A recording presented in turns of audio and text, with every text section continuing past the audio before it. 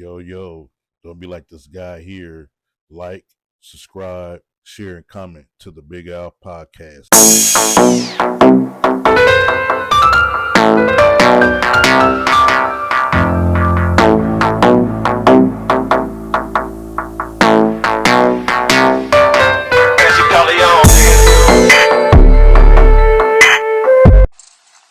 Yo, it's the Big Al Podcast with my nigga Josh and my nigga Brian Washington, aka Trippy Wed, aka Infinite D's or what it do tonight, boy. Glad you on the pod, you know what I'm saying?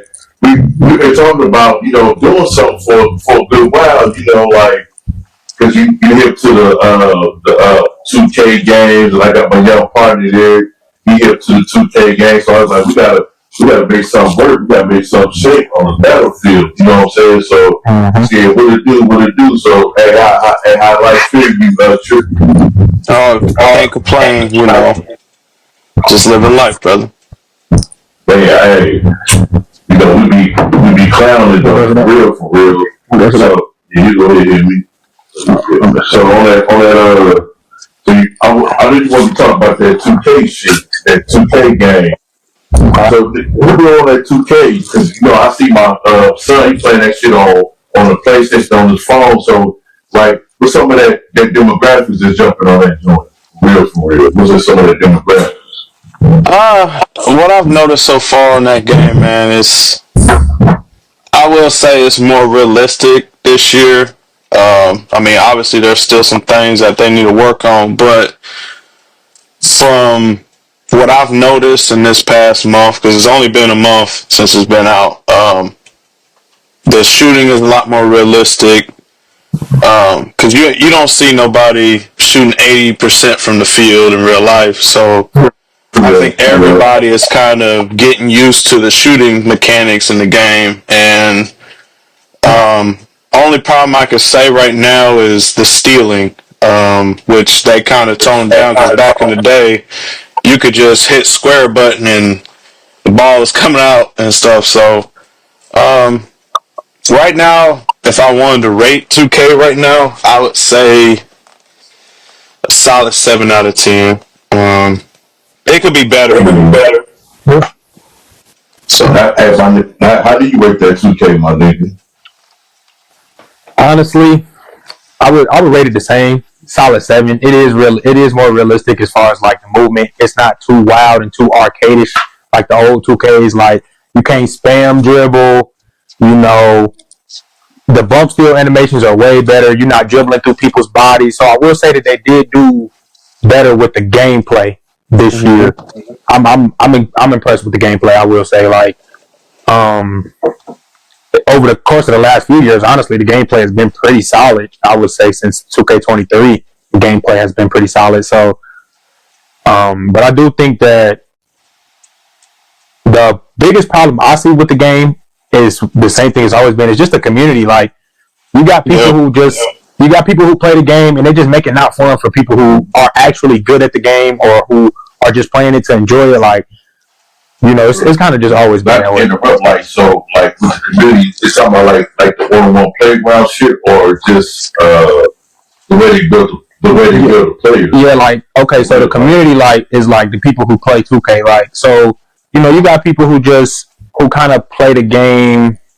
I won't say in an easier way, but whether it's a overpowered build or it's. So niggas basically, or it's a game meta, like it's a way like people try to run certain metas to have the game to kind of make the game in their favor. Like, a lot of people do that now. And then like now with 2K, like every player can do everything. Like, you can make a center that can do everything. You can make a guard that can do everything. So I do like that, because if you're not good, it'll show, because your build can do everything, but if you're not good, it's going to show because you're just not good at the game. But so basically, you build niggas like 89% off some motherfucking manufacturer shit, like, or you gotta build them niggas during playing that 2K. I'm just trying to understand. See, I'm from that era of NBA Live, like 95, 96. I'm from that era. So like, you get a nigga on there, even at an all-star level, when you play on an all-star, the nigga will give you $50. because I'm from that. I'm from the motherfucking NBA Live '95 era. Niggas from Rochester Sky. You feel me? Yeah. No, it's basically you. Every year, each 2K, you have the freedom to basically create your build. So basically, you're creating, like, say for instance, you can create a player like, for instance, like a James Harden. You can put certain, like, you put his ball handling, his shooting, his layup, but like, like he said, it's like the community. They spam the same move over and over again because we call them the dribble gods. Yeah. The ISO kings or whatever, and it's like I tell my homies that when we play 2K, they be like, "Come on, B, like you gotta guard this dude." I'm like, I'm not guarding that. You know what I'm saying? Because he's trying to get an easy clip to go on TikTok or YouTube or a short to get his fan base, whatever, and Right. because I mostly make builds that how I play in real life. Like I used to be good at defense and I could score whenever I need be, but when you try to make your builds more realistic, that's where it kind of hurts you because you got people over here that make a YouTube video like the best build or best jump shot and stuff like that. So it's really the community. Like if the community if the community would be like how it was years ago, where it was fun, because I look at it this way: 2K16 through 20 was my favorite years because everybody just played basketball. They didn't, those are my great golden years, and it's just now people want to ISO and create OP builds and stuff like that. Hey, so niggas want to be like LeBron James and shit. They want to be that number one nigga. And and to add to that, honestly, that's not really a community issue. That's a 2K issue because they made it to where it used to be archetypes where you had a build that had a set skill set because that's what basketball is. It's about playing a role, in a 5v5 situation. And now you got guys who can do it all. You got guys making 6'10" builds that can dribble and all types. It's just all types of stuff. That don't get me wrong, we have players like that in real life, but those players should be harder to. Those players should be harder to max out. And so basically saying them niggas manufacture. That's what you're saying. They manufacture. Them niggas like they're like transformers, robots in the sky. Yeah. Hey, bro. Transformers, robots in or I will add to, like, for instance, like that man right there. You got players that play like him that, the I team kind of player. Like that's why I like playing with my squad, because when you go and play with randoms, they ball hogging, and when you don't make your shot, they're like, "Oh, why you miss your shot?" Like, that's why I don't give you the ball. Like back then, you could play with randoms and get on a streak. Now it's like every man for themselves kind of deal. Like they not giving up the ball. If they shot's not going in, that's when. But by that time, we being blown out 16-5. And now you want to pass the ball. So that's another problem with the community. Yeah. Niggas be trying to get that spotlight. What I'm saying? See, both of us want that spotlight. They're like, man, fuck all that. It's all about me. Because even in today's NBA game, it's all about me. Every team got their superstar. Don't get me wrong, but they parlay into the game. I'm an older nigga, so basically I can say, like, when I was playing, you saw from Magic, I mean not Magic, but motherfucking Celtics versus Lakers. And it's like you had your marquee players and they had one marquee move. Yeah. It wasn't no beyond that. So I'm from that era. I'm from that era when NBA Live first came out. When NBA Live first came out, I swear I thought that was like the epitome of technology. Like, this is realistic right here, because I don't think nothing's gonna get. First of all, I had all the teams on NBA Live. On Magic versus Lakers only had all the playoff teams. So when that shit came out right there, that was like a big thing for me. I'm like, oh shit, this is. I'm like, fuck. Like this is new for me. Like, oh shit. So I got turned out. You know what I'm saying? Like a white chick on crack. I got turned out on that hippie live. You know what I'm saying? Yeah, like I would say that like era wise, the concept still works because if you look at the teams that have won championships over just the last 10 years, they all still play in that system where we have our key guy, we have a second option that can get us 20 to 30 points on any given night, and then we have a facilitator.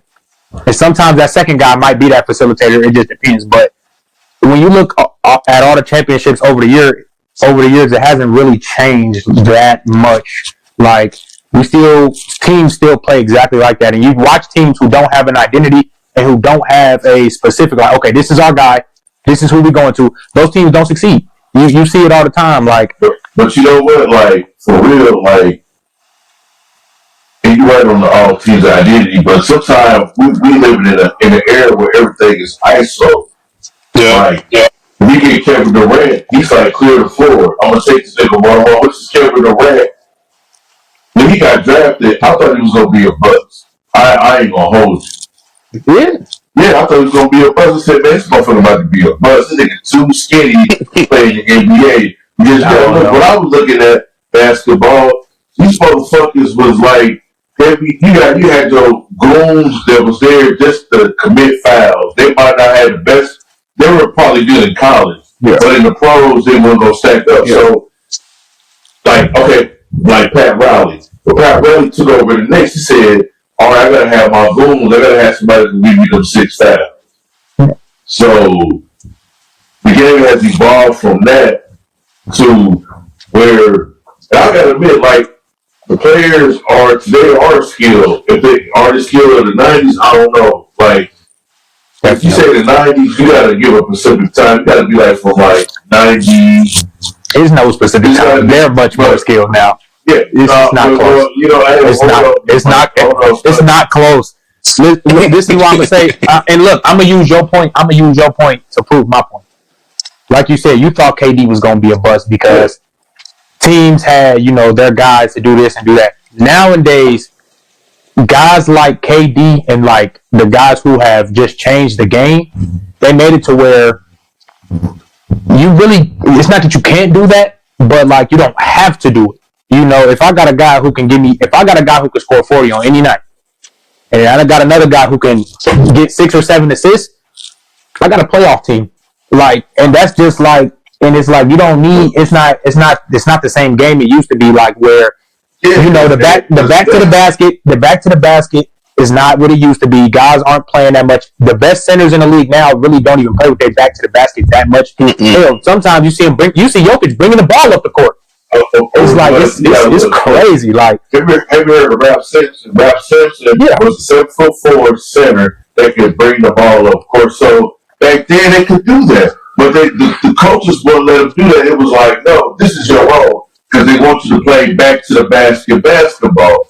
But all centers that don't weigh a lot or got weight, they can usually be versatile. Because you got to look like you got a lot of centers that used to play guards. So they hit a growth spurt to where like, I had to play in the post. But they were guards when they were young and probably playing high school basketball. Or what have you. So now, like, when they get that growth spurt, you automatically put them at center. But we in a different league now. They let the centers bring the ball up. You know what I'm saying? We're in a different league now. I would say, but it's going back to the big man, no doubt. It's going back to the big man. The big man position is coming back.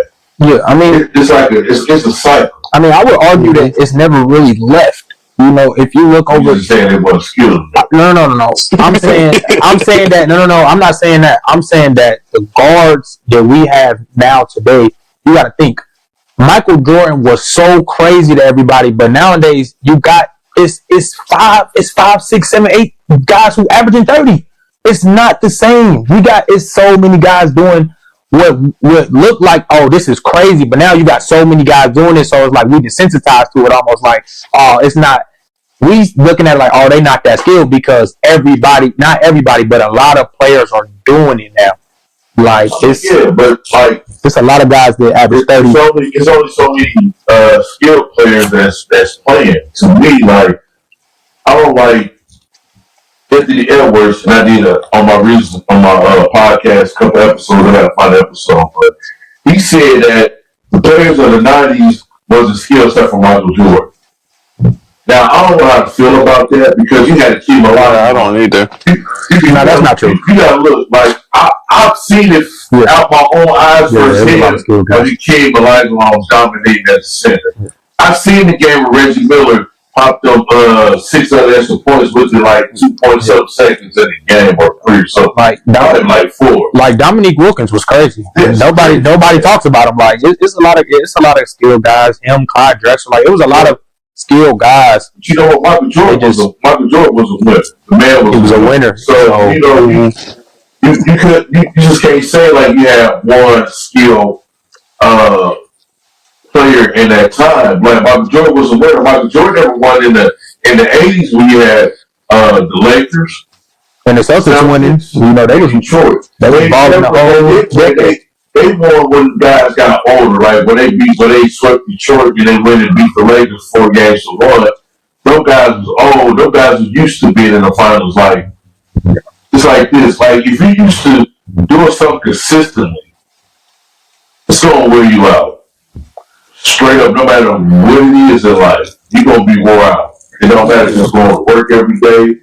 Like I'll say, how motherfuckers go to work and don't miss a day because you need like time for yourself. You need time for yourself. You need that mental self deprivation. Like man, I just need a break because you see the same motherfuckers every day. You like, kind of go crazy, motherfuckers. Yeah. Not that nobody did nothing to me, and I ain't got nothing against them. It's just that's the way it is. Yeah. Especially if you are an introvert. We used to be alone by yourself. You like being alone. Yeah. You gain energy from being alone. You know, everybody is different. You know, but I would say that it was just their time. It was Mike's time. You know, he had a young Scotty. They got that missing piece. They had them defensive guys. They had what they needed, and it was their time to win. They were the better team. But you know what? He went through the mold, though, for real, because he had to go through Detroit twice. This motherfucker was getting, like, hella foul.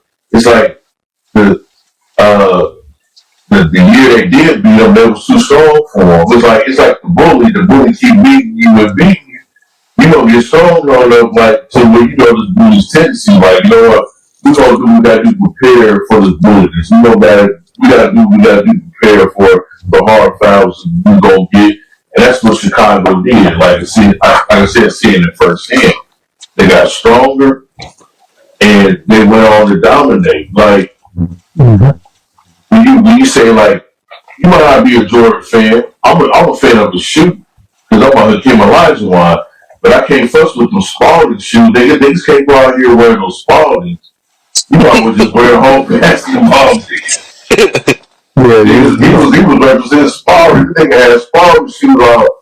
I said, well, I don't know why the nigga went back to back. You got Spalding shoes on. You got nothing to lose. It's just like you just played in your feet. You feel it? Yeah, you know he was African, so he just came from a different place. They got over on it. I would have been like, look, bro, these motherfuckers trying to get over on you. Niggas wearing motherfucking Spalding like he ain't even Nikes. They ain't even Adidas. They ain't even Tonics. Damn, they ain't even New Balance. You feel me? Like they Spalding. You the second best player in the league. You know, you might just wear basketball on his feet. He ain't give a fuck. You African. That nigga shout the king, though. They damn near could have gave him Bobos or something. Yeah, he might come on. He might see this shit, might reach in like, man, don't get this to me. I heard that nigga Kim Olajuwon got hands. I don't want to fuck with that. Nigga, he on the front. I don't want to have his brother.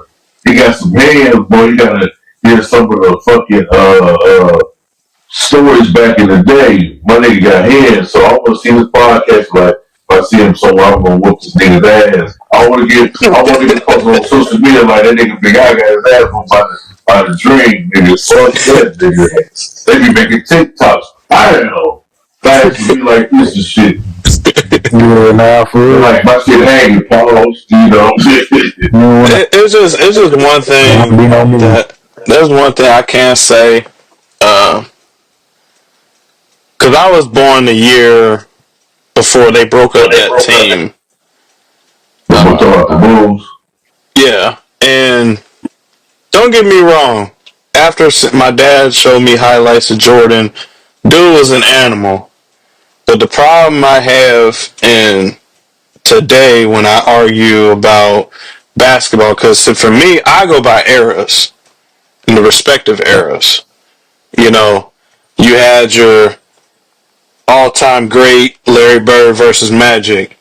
Then after that, you had Michael Jordan's era. Then you had Kobe with Dirk Nowitzki. Then you lead into now LeBron. And the first thing that irritates me the most is when people bring up, well, how many rings LeBron got. Which is understandable. My thing is, like, if you win one ring, nigga, that's all that really matters. Like, nigga, because you got niggas that play in the league ain't got a championship ring. Charles Barkley don't got a ring. Vince Carter don't got a ring. A lot of Patrick Ewing don't got a ring. It's like some of the greats or top 50 don't have a championship ring. Mm-hmm. They don't. They're just the way it is, you know. Like, hey, but everybody can win championships if you got a championship mentality. There's a lot of work being put in that shit. Especially because nobody talks about AI no more. Like, he was arguably But you know what? Like, but when you talk about breaks, you gotta put him in there. He might not be the greatest shooting guard for, but the man how to get to the basket, the man had art. Mm-hmm. He averaged 27 points and 30 for a reason. Yeah, I think honestly, the reason people don't talk about him is like, I think that once you get out of the conversation where it's like you're no longer top 3, top 4 in your position all time, I think people kind of stop talking about you a little bit, like, and I think AI just kind of just fell victim to that, you know, just, you know, a new era, new guys, you know, playing, and it's just, you know, different people, different new fans every day. So, you know, it's a lot of guys who heard of Allen Iverson, but never watched him play, never went back to watch him play, never none of that, you know. I seen the nigga play. Motherfucker, Allen Iverson is something special, you know. Like, I can recall when he came up with the Iverson shoe, everybody was on that shit. It was like the flavor of the month, and to see him play on TV, like, damn, this dude is something special. Because he had heart. The man can take it to the basket. Because it ain't about how much you weigh or what's your height. If you got skills, you got skills. So that's why I kind of disagree with Anthony Edwards talking about there were no skilled player in the 90s. What part? You might say from 90 to 93. You can't even say that. That's. I just think that's disrespectful. That's just disrespectful. Yeah, we're talking about for us women, wives, because the king was a skilled player, but he didn't really display that till like later on. He didn't display that when he had Rob Simpson on the team in 84, 85, 86, and before Rob was traded in 87. Because he could go to the, once he get in the cut, he could do a jump hook, he could dunk. That's how talented Saturday was. But when he came out with that footwork, man, that nigga footwork was something great. Like, I can even, like, comprehend, like, they say Kevin McHale, but Kevin McHale got shit on the team footwork, especially when he did the Shaq, boy. I'm telling you, like, that's what I'm saying. I like to talk to the young bulls because I see those games, and seeing Hakeem Olajuwon spin move and just dominate at that time in 95, just like 95 was like the best year of all time. 95, the best music, and the best NBA champions was the Houston Rockets. But anyway, the man had the spin moves.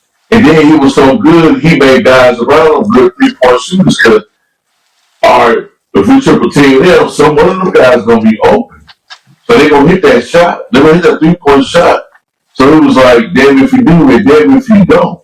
Mm-hmm. But you know, King did his thing. Like Shaq couldn't dominate this guy. He couldn't do it.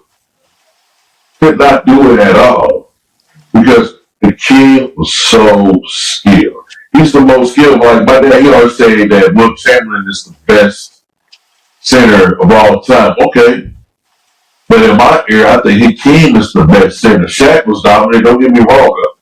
Shaq is one of the most dominant centers of all time, but Hakeem just don't get enough respect for the footwork that this man brought to the table. Like y'all weren't even born yet. Y'all had to be there to see it. It's like, damn, man, this motherfucker. A center doing the way he doing, that's the straight skill. Like you would never get no center like that got that footwork like that. Most of them are 3-point shooters now. So that's what the centers do. And if Hakeem had a chance, I guarantee you he would have hit a lot of 3-point shots. Mm-hmm. Yeah. Straight up. Yeah, I agree. I would say all time. I mean, I think he's the greatest center of all time. Craig, you gotta give a cheer for that. You know, that's just my opinion. Yeah. Everybody got their own, but I would just say all around, both sides of the basketball, records, you know, top 10 all time in points, rebounds and blocks. You can't even. It's hard to kind of argue with that. You know. Straight up, but like I said, best center of all time. It just go to the skill of a player. Like I just think with the 80s, I think 80s was the best time of basketball. And then like when the Golden State Warriors had their guys, I think that was like a great time of basketball. You was putting up a lot of points. Points was getting put up. You were satisfying fans. You know, basketball is nothing but another form of entertainment. You feel me? That's all it is. But it's just like in the physical, it's like same like wrestling. It's just like it's a physical sport with entertainment. That's all it is. And those guys are entertainers. You know what I'm saying? I know motherfucking basketball players who was articulate to sit there and hold a whole interview and podcast and all this shit without saying and man, fuck all that. So I got a question. Yeah, this is the niggas that sports things that do on podcasts. So you motherfuckers built for entertainment. Is what you niggas do. You entertain. We over here, we real motherfuckers over here, where we just give our input and we stutter. I am anyway because I ain't no educated nigga. I am, but to a point I'm not, because I'm like, man, fuck all that. I'm gonna say, and I'm pausing and I'm thinking of a thought. Yeah, I mean, but that, you know, that's what it is, though. Authenticity, you know, that's what you want with your podcast. You know, that's what you want, you know. But my question is, though, do y'all agree with, you know, some of the older guys saying that the newer guys in the league couldn't play back then? I do see it. They didn't change the foul rules down. Flagrant fouls you would get back in the day. I mean, no, flagrant fouls you get now. Back in the day, that was just a regular foul. Nigga, if I just motherfucking peekaboo you, they gonna call it flagrant. Like, basketball is a physical sport, and it's meant to be physical because you're getting paid a lot of money. It's a gladiator sport. It's, you know, or eat or be eat, kill or be killed, smack or get smacked, whatever you want to call it. Yeah. So, to me, the guys that's playing now won't be able to play in the league back in the 90s because it was you can hand check, you do all that shit. That's why the scoring was down. But when the scoring down, you don't bring fans to the place. Look, like I said, basketball is entertainment. It's all about putting ass in all seats. Like Michael Jordan, we put ass in all seats. If you go to a game, you hear Michael Jordan come in, you go buy a ticket. Mm-hmm. This is the way it is. Like he was the marquee. You know, like he was the best. Yeah. You had your Joe Montana's, your Terry Bradshaw, your Michael Jordan, guys that never lost in the championship game. So I give MJ all the response. I'm not a Michael Jordan fan, but you gotta check winningness for winningness. The numbers don't lie. He never lost in the finals.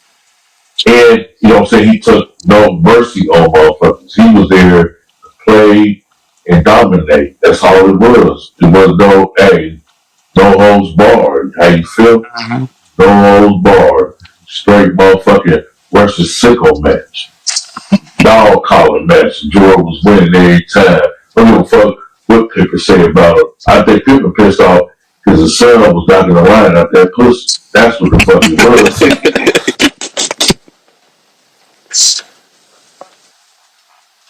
It's just. My wife gave me permission to talk like this, so I'm talking like this. Mark son was knocking the line out that pussy. He was like, knocking that line in. So Scotty know, like, when that young boy knocking that line in there, ain't no coming back from that.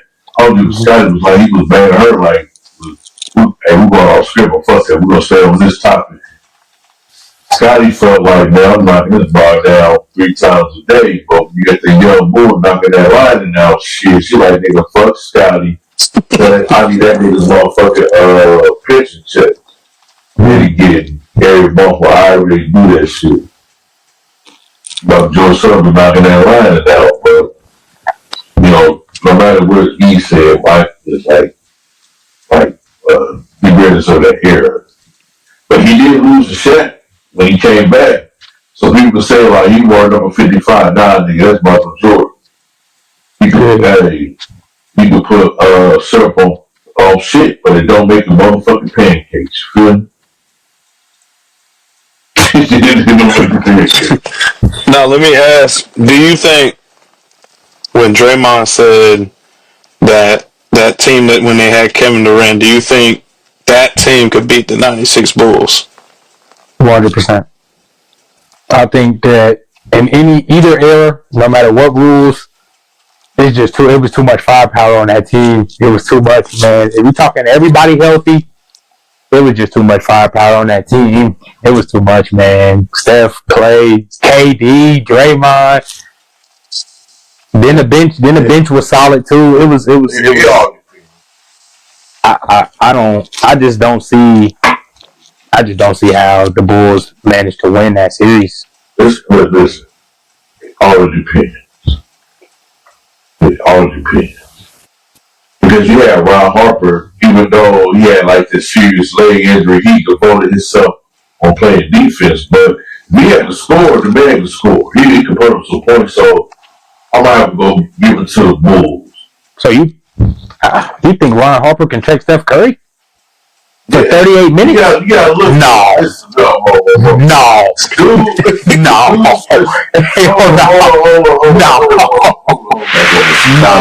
But Golden State, it's not gonna fuck with the Chicago Bulls straight up. I can't agree. I just think it's just too much firepower. Too much. It's way too much, man. What they gonna do with Kevin Durant? Scottie Pippen gonna guard him? That's cool, but he's still gonna get 30. He's still gonna get 30. It don't matter if it's I don't know. He's still gonna get 30. I don't know. He's still gonna get 30. Like he's still